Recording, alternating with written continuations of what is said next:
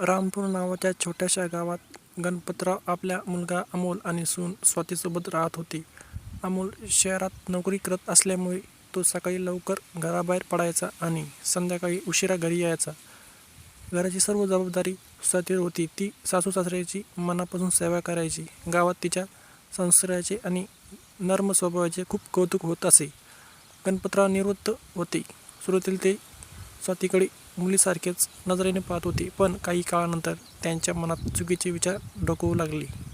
त्यांनी ते विचार मनातून काढून टाकण्याचा प्रयत्न केला, पण ते विचार स्वतःच संघर्ष करत होते. त्यांना जाणवत होतं की हे विचार चुकीचे आहेत, पण मन शांत होत नव्हते.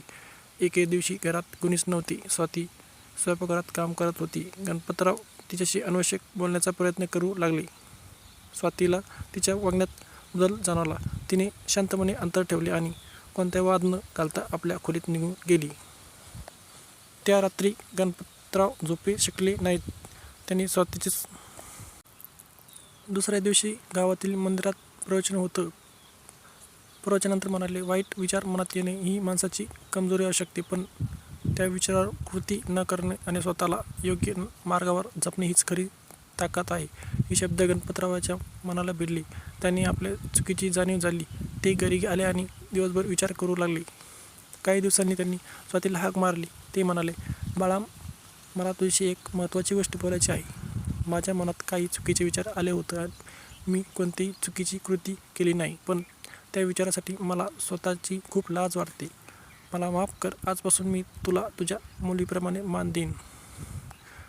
स्वाती काही क्षण शांत राहिली. ती म्हणाली, बाबा, माणसाकडून चुका होऊ शकतात, पण चुकीची जाणीव होऊन स्वतःमध्ये बदल घडणे हे मोठेपणा आहे.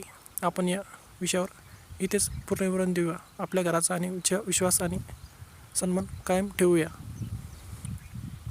गणपतरावच्या डोळ्यात अश्रू आले. त्या दिवसापासून त्यांनी स्वतःमध्ये मोठा बदल केला. ते गावातील युवकांना आणि वयोवृद्धांना स्त्रियांचा आदर, कुटुंबाचा मर्यादा आणि चांगल्या सवयीचे करत असे. काही महिन्यांनी गावात महिलांच्या सन्मानावर एक कार्यक्रम आयोजित करण्यात आला. गणपतरावने सर्वांसमोर सांगितले, वाईट विचार मनात आले तरी त्यांना धारा देऊ नका. प्रत्येक स्त्रीकडे आई, बहीण किंवा मुलगी म्हणून पहा. कुटुंबाचा पाया विश्वास आणि सन्मानावर उभा असतो. त्यांच्या या शब्दाचे सर्वांना कौतुक केले.